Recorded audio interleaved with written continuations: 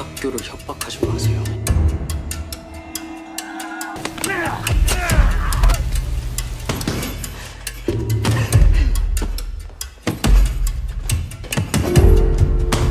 Let's get it in Rambo.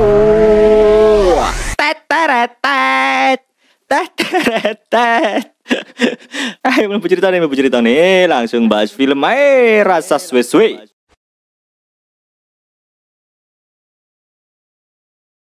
Di cerita sebelumnya, saat dalam perjalanan menuju sekolah, Somun melihat salah satu temannya sedang dibully dan dipalak oleh geng pembuli. Tanpa pikir panjang, ia pun langsung menghadang mereka dan memperingatkan agar tak lagi mengganggu siswa lain. Kejadian ini tentu saja membuat geng itu semakin geram dan kembali melapor pada bos mereka. Mendapat laporan yang memalukan untuk kedua kalinya, si bos dan gengnya pun segera mencari keberadaan Somun untuk memberi pelajaran. Namun Somun malah mengalahkan mereka, termasuk si bos itu sendiri. Setelah itu, Somun pun memperingatkan mereka dengan tegas agar tak lagi mengganggu teman-temannya maupun siswa lain di sekolah. Kekalahan itu membuat si bos King makin geram. Ia tak percaya kalau dirinya bisa dikalahkan oleh anak cupu seperti Somun. Ia pun memerintahkan Hyok-woo, si anak wali kota, untuk menyelidiki lebih jauh tentang Somun dan menyusun rencana balas dendam. Di sisi lain, Hana menceritakan pada Chu Me-ok kalau ia sempat membaca masa lalu Somun saat tak sengaja bersentuhan.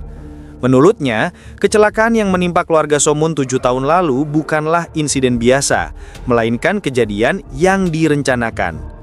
Mendengar itu, Motak mulai menyadari kalau kartu nama yang ia temukan saat sadar dari koma adalah milik ayah Somun. Namun karena ingatannya belum pulih sepenuhnya, membuat Motak semakin penasaran.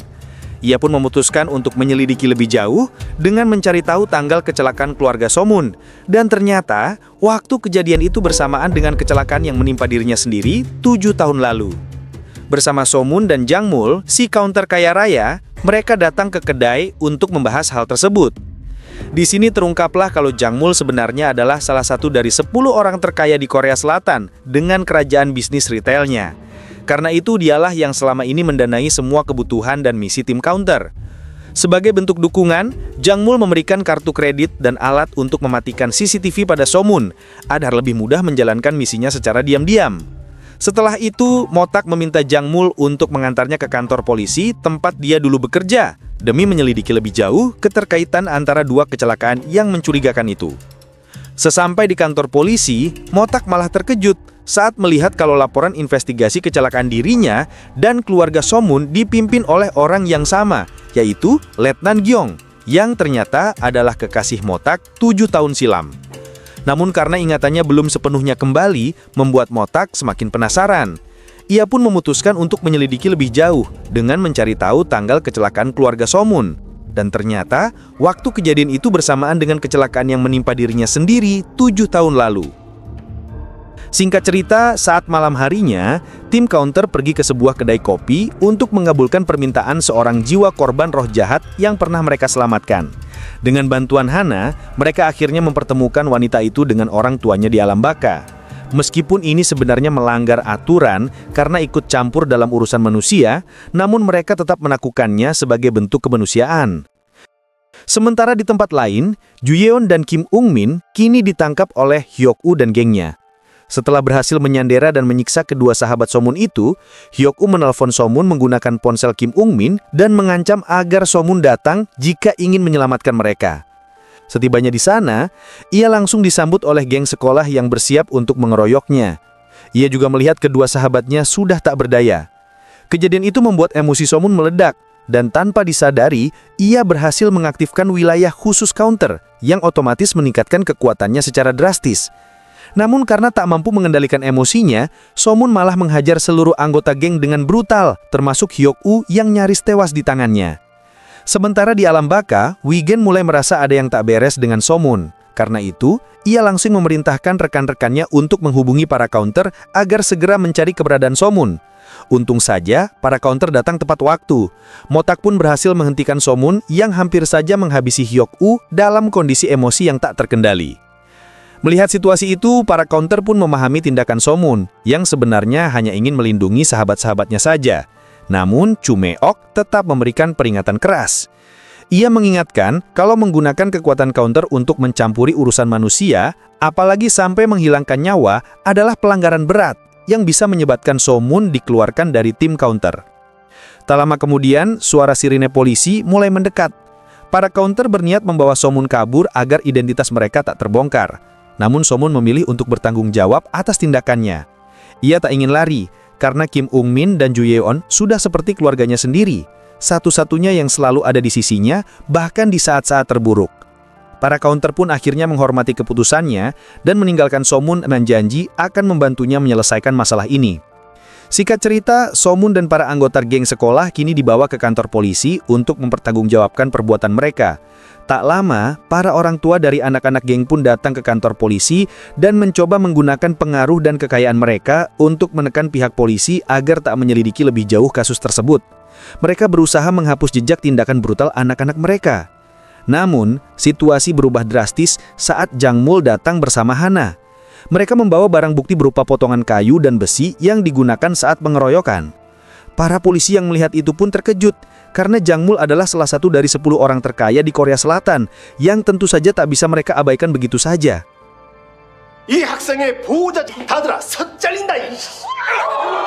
Salah satu orang tua dari geng bahkan sempat ditampar oleh Jang Mul karena sok kuasa. Di sana, Jang Mul juga membeberkan kejadian yang sebenarnya. Kalau So-moon hanya berusaha melindungi dua sahabatnya dari tindakan keji para anak orang kaya itu. Ia meminta polisi untuk mengadili para pelaku pengeroyokan sesuai hukum yang berlaku. Berkat bukti kuat tersebut, kasus pun dibalik. Bukan So-moon yang diproses hukum, melainkan para pelaku sebenarnya. Hingga setelah semuanya beres, Jang Mul dan Hana pun mengantar So-moon pulang. Sesampainya di rumah, ia disambut oleh kakek dan neneknya yang khawatir karena So-moon pulang terlambat. Namun kekhawatiran itu berubah jadi haru saat So-moon menunjukkan kalau kini ia sudah bisa berjalan dengan normal. Sementara di kedai mie, Motak mengatakan keresahannya pada Chumeok. Ia merasa kalau kematiannya dan kecelakaan yang menimpa keluarga So-moon memiliki keterkaitan yang janggal. Ia juga menceritakan kembali ingatannya saat pertama kali sadar dari koma dan menemukan kartu nama ayah So-moon di tangannya, lalu kehilangan semua ingatannya setelah itu. Ia juga mulai curiga, apa mungkin dulu dirinya dan ayah So-moon saling mengenal? Shin pun berpindah ke kantor polisi, di mana muncul seorang polisi jujur bernama Kang Han, yang ditugaskan menjadi asisten Letnan Kim. Dan terungkaplah kalau Letnan Kim sangat dikucilkan di lingkungan kepolisian karena sikapnya yang terlalu lurus dan jujur. Kang Han pun menerima kabar kalau pelaku kasus pemerasan yang sedang mereka tangani justru dibebaskan tanpa syarat. Hal ini membuat Letnan Kim geram dan memprotes pada atasannya. Sayangnya, mayoritas polisi di kantor itu terindikasi korup, sehingga ia tak bisa berbuat banyak. Karena frustasi atas sistem yang bobrok, Kang Han kemudian membawa sebuah barang ponsel milik Motak yang ia simpan selama 7 tahun. Ia mendatangi Motak untuk mengembalikan barang itu. Setelah menerima ponselnya, Motak mengatakan kalau ia akan menggunakan isi dari ponsel tersebut untuk mencoba mengembalikan ingatannya dan menemukan jawaban atas kematiannya serta kecelakaan keluarga So-moon. Saat itulah Letnan Kim mengaku kalau dulunya ia dan Motak adalah pasangan kekasih. Ia juga mengatakan, jika Motak membutuhkan bantuan, jangan ragu untuk menghubunginya kapan saja. Di kedai, para counter kembali berkumpul dan tiba-tiba mendapat kabar kalau status So-moon sebagai counter akan dicabut karena telah melanggar aturan mencampuri urusan manusia. Tak terima dengan keputusan tersebut, mereka pun memutuskan untuk pergi langsung ke alam baka demi membela dan menjelaskan kebenaran tentang apa yang sebenarnya terjadi pada Wigen dan Dewan Alam Baka. Sementara di tempat lain, terlihat wali kota Shin, ayah dari Hyuk-woo, sedang bersantai bersama rekannya bernama Tae-shin. Tae-shin adalah pemilik perusahaan besar bernama Tae-shin Group dan juga merupakan salah satu orang terkaya di Korea Selatan. Saat mereka sedang berbincang santai, tiba-tiba datang seorang pria bernama Ketua John yang merupakan rekan bisnis mereka. Ia datang dengan ekspresi serius dan langsung menegaskan kalau ia tak setuju dengan rencana mega proyek taman kota yang tengah dirancang oleh wali kota Shin di atas tanah miliknya. Ketua John juga menuntut agar rencana pembangunan itu direvisi dan perusahaannya dilibatkan secara langsung. Ia bahkan mengancam akan membongkar berbagai praktik kotor wali kota Shin jika permintaannya tak dipenuhi. Ancaman itu tentu membuat suasana menjadi tegang. Sementara itu, Motak membawa ponselnya ke tempat servis untuk membackup dan memperbaiki data yang ada di dalamnya. Setelah menunggu beberapa waktu, ia berhasil mendapatkan kembali data-data lama dari ponsel tersebut. Dari sana, ia menemukan beberapa petunjuk penting terkait kasus penyerangan yang dialaminya 7 tahun lalu. Ia pun segera meminta bantuan Letnan Kim untuk menyelidiki lebih lanjut kasus tersebut. Singkat cerita, setelah kembali ke kedai, Hana langsung memperingatkan Motak agar tak ikut campur lagi dalam urusan manusia, terutama jika itu bermotif balas dendam. Ia mengingatkan kalau seorang counter menggunakan kekuatannya untuk tujuan pribadi atau dendam, maka statusnya sebagai counter akan dicabut dan ia akan kembali ke kondisi koma seperti sebelum dirinya dirasuki roh counter. Namun meski telah diperingatkan, Motak tetap bersikeras ingin mengungkap kebenaran di balik penyerangan terhadap dirinya dan kecelakaan yang menimpa keluarga Somun. Tanpa melibatkan Hana, bahkan jika itu berarti ia akan dipecat dari tim counter. Di sisi lain, wali kota Shin yang merasa posisinya terancam oleh ketua John memutuskan untuk mengambil langkah ekstrim. Ia menyuruh anak buahnya yang bernama Chong Shin untuk menangani masalah itu. Namun tak sembarangan, Chong Shin ternyata adalah inang dari roh jahat level 3 yang tengah diburu oleh para counter. Awalnya, Chong Shin ditugaskan hanya untuk mengancam ketua John agar menandatangani surat perjanjian jual beli tanah. Namun, tanpa diduga, Chong Shin justru bertindak brutal. Ia membunuh ketua John secara sadis, seperti seorang psikopat. Meskipun sebenarnya ketua John sudah setuju untuk menjual tanahnya. Kejadian ini pun menandai kalau kekuatan gelap yang selama ini tersembunyi mulai bergerak lebih dalam lagi. Cerita pun berlanjut. Setelah menghabisi nyawa ketua Jeon, Cheong Shin pergi ke toko kue untuk membeli pesanan atasannya, seseorang yang ia panggil dengan sebutan ayah. Saat berada di toko kue, secara tak sengaja ia bertemu dengan Hyang Hee, seorang wanita yang ternyata juga merupakan inang dari roh jahat level 3. Dan ternyata Hyang Hee bisa menjadi inang roh jahat karena ia telah membunuh beberapa suaminya demi menguasai harta mereka. Sementara itu, Somun yang kini resmi menjadi bagian dari tim counter mulai membantu di kedai mie mereka. Namun tiba-tiba, wilayah counter muncul tepat di depan kedai. Dan yang mengejutkan, ternyata Somun mampu mengendalikan wilayah itu, yang berarti itu adalah kemampuan khusus yang ia miliki.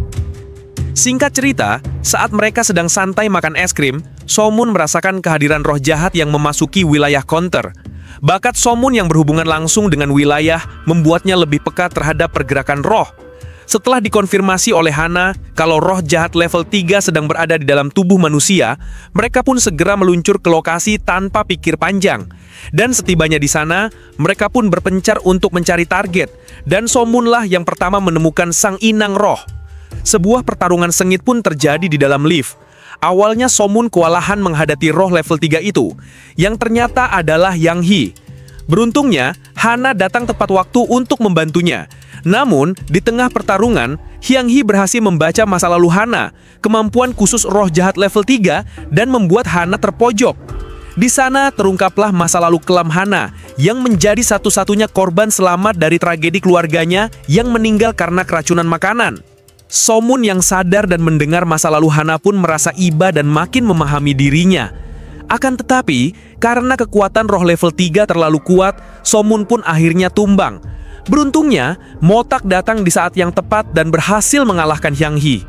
Namun sayangnya, belum sempat mengeluarkan roh jahat dari tubuh inangnya dan mengirimkannya ke alam baka, pihak keamanan datang dan menangkap Hyang Hee lebih dulu, membuat roh jahat itu gagal diadili. Singkat cerita, saat tiba di kedai, Hana melampiaskan emosinya dengan berlatih bela diri, karena ia sangat tak suka jika masa lalunya diketahui orang lain. Somun yang tahu rahasia itu pun merasa bersalah dan canggung. Namun, ia mencoba menghibur Hana dengan mengajaknya makan daging bakar, makanan kesukaan Hana. Di dalam obrolan mereka, Somun juga menceritakan masa lalunya, yang sering dibuli karena kondisi cacat dan juga tragedi kehilangan kedua orang tuanya yang masih membekas. Dari sini pun mereka pun mulai terlihat kedekatan emosional antara Somun dan Hana. Sementara itu, Motak yang masih penasaran dengan kasus penyerangannya 7 tahun lalu menemui Letnan Kim untuk menyerahkan petunjuk dari data ponsel lamanya. Ternyata, data itu berisi informasi tentang kasus yang sedang diselidiki Motak bersama ayah Somun 7 tahun silam. Motak pun mulai curiga pada kepolisian karena merasa banyak kejanggalan, dan akhirnya memutuskan untuk langsung ke TKP bersama Letnan Kim. Saat di sana, mereka pun menemukan bercak darah yang sengaja disembunyikan di balik tembok oleh pihak polisi. Tanpa membuang waktu, mereka pun segera mengambil sampel darah itu untuk dibawa ke laboratorium forensik. Tak lama, polisi menghubungi Letnan Kim dan melaporkan kalau Ketua Jeon ditemukan tewas dengan kondisi mengenaskan. Kabar ini juga sampai ke telinga wali kota Shin yang saat itu sedang berada di lokasi taman kanak-kanak. Sementara di tempat lain, Somun mengikuti Hana yang sedang mengunjungi rumah lamanya. Sesampainya di sana, Hana kembali teringat pada masa lalu kelamnya. Saat mereka masuk ke rumah itu, tiba-tiba muncul 2 anak kecil dari dalam kamar yang membuat mereka terkejut. Ternyata, rumah itu kini ditinggali oleh 2 kakak beradik yatim piatu. Melihat itu, Somun tersentuh dan berniat membantu mereka. Namun aksinya malah membuat Hana sadar kalau dirinya sedang diikuti. Di saat yang bersamaan, Motak pun ternyata berada tak jauh dari lokasi mereka. Ia pun ikut bergabung untuk mengurus 2 anak itu yang kemungkinan besar akan menjadi bagian penting dari kisah mereka ke depannya. Namun tak lama, datang segerombolan preman yang berniat mengusir semua orang dari wilayah itu. Ternyata, lokasi itu akan dijadikan proyek oleh wali kota. Melihat para preman yang bersikap kasar, terutama pada 2 anak kecil yang tinggal di sana, para konter pun tak tinggal diam. Mereka pun langsung memberi para preman itu pelajaran hidup yang tak akan dilupakan. Saat perkelahian berlangsung, Motak mendekati ketua preman dan langsung mengenalinya. Ternyata dia adalah pelaku yang menyerangnya 7 tahun lalu. Menyadari hal itu, Motak pun langsung menghajarnya hingga pingsan. Di saat bersamaan, Somun menenangkan anak-anak yang tinggal di sana, lalu menggunakan kemampuannya untuk membaca ingatan sang preman. Dari situlah, terungkaplah kalau preman itu ternyata bekerja sama dengan kakaknya, seorang eksekutif di perusahaan Taisan Group sekaligus tangan kanan wali kota. Dengan sigap, Motak pun segera menelpon Letnan Kim untuk mencari informasi lebih lanjut tentang eksekutif itu. Mereka juga berencana memancing para atasan dengan menjadikan si preman sebagai umpan.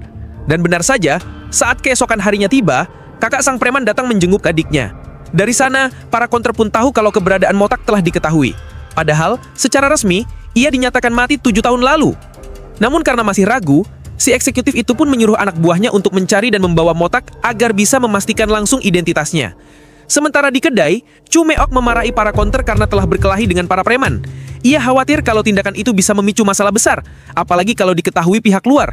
Sementara di sisi lain, Somun menyelidiki latar belakang eksekutif dan menemukan fakta kalau pria itu ternyata mantan buronan. Scene pun berpindah.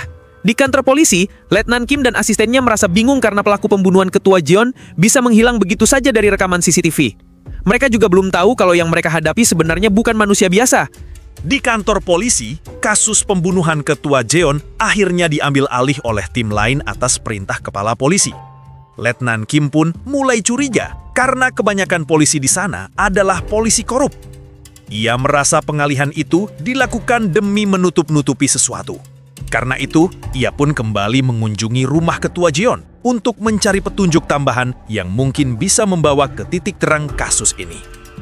Dan benar saja, di sana Motak akhirnya menemukan petunjuk penting, yaitu korban dalam kasus penghilangan nyawa yang dulu ia tangani bersama ayah Somun, ternyata adalah seseorang yang pernah bekerja di bawah Ketua Jeon di Taisan Group. Di sisi lain, sesampainya di kedai, Somun secara tak sengaja melihat kumpulan bukti-bukti kasus yang telah dikumpulkan oleh Motak selama ini. Yang mengejutkan, bukti-bukti itu identik dengan yang ada di kartu memori peninggalan ayahnya. Hal itu pun membuat Somun sangat terkejut sekaligus kecewa, karena selama ini Motak menyembunyikan fakta penting itu darinya. Dan terungkaplah kalau Motak dan ayah Somun dulunya adalah rekan kerja. Somun pun baru menyadari kalau kedua orang tuanya ternyata bukan meninggal karena kecelakaan, melainkan memang sengaja dihabisi. Keesokan harinya, Hana mengunjungi Somun dengan niat tulus ingin membantunya mencari tahu siapa pelaku yang sebenarnya membunuh kedua orang tuanya. Mereka pun memanfaatkan kekuatan Hana untuk masuk ke dalam ingatan Somun lewat media yang memungkinkan pembacaan memori. Di waktu yang sama, Somun juga menagih janji kepada Wigen untuk mempertemukannya dengan jiwa orang tuanya karena hanya itulah hal yang bisa sedikit menghiburnya setelah mengetahui kebenaran menyakitkan tentang kematian mereka. Namun, Wigen justru mengungkapkan kabar mengejutkan kalau ternyata jiwa kedua orang tua Somun tak pernah sampai ke alam baka, yang artinya mereka masih gentayangan di bumi, atau lebih buruknya lagi, mereka telah menjadi santapan roh jahat. Kembali ke dalam ingatan, Hana memperingatkan Somun untuk tak menyentuh apapun yang ada di dalam ingatan itu, karena hal itu bisa mengubah alur kehidupannya. Saat mengikuti alur memori itu, mereka berdua sangat terkejut saat mengetahui kalau pelaku yang menabrak mobil orang tua Somun adalah Cheong-sin, roh jahat level 3. Bahkan, yang lebih mengerikan lagi, Cheong-sin juga memakan jiwa kedua orang tua Somun di saat kejadian. Yang makin mengejutkan, Cheong-sin ternyata bisa menyadari keberadaan mereka berdua di dalam memori Somun. Hal ini membuat Hana panik karena seharusnya roh jahat tak bisa menyadari keberadaan orang luar di dalam memori. Namun karena tak mampu menahan emosi, Somun pun langsung menyerang Cheong-sin. Dan anehnya, roh jahat itu mampu bergerak bebas dalam memori, bahkan mengakui kalau ia ingat Somun sebagai anak kecil yang dulu menjadi saksinya. Pertarungan antara Somun dan Cheong-sin pun pecah, hingga menyebabkan pergeseran antara dunia memori dan dunia nyata. Melihat itu, Hana pun bergegas membawa Somun keluar dari memori sebelum bahaya makin besar. Sampainya di kedai, Somun dan Hana langsung menceritakan kejadian di dalam memori pada anggota counter lain. Setelah mendengar cerita itu, Motak mengajak Somun bicara empat mata di ruangan olahraga. Mereka membahas keterkaitan antara kasus yang terjadi 7 tahun lalu dengan kematian Ketua Jeon. Dari rangkaian bukti itu, mereka pun semakin yakin kalau dalang dari semua kekacauan ini adalah Cheong-sin. Singkat cerita, saat di rumahnya, Somun mulai mengingat kembali pertarungannya dengan Cheong-sin, termasuk momen di mana ia tiba-tiba berteleportasi ke sebuah tempat asing. Ia pun menyimpulkan kalau tempat itu mungkin saja adalah markas atau tempat tinggal Cheong-sin. Setelah mengetahui lokasi pastinya, Somun langsung memberitahu tim counter, dan mereka pun bergegas menuju TKP, ditemani juga oleh Letnan Kim untuk melakukan penyelidikan dan bersiap menghadapi pertarungan besar selanjutnya.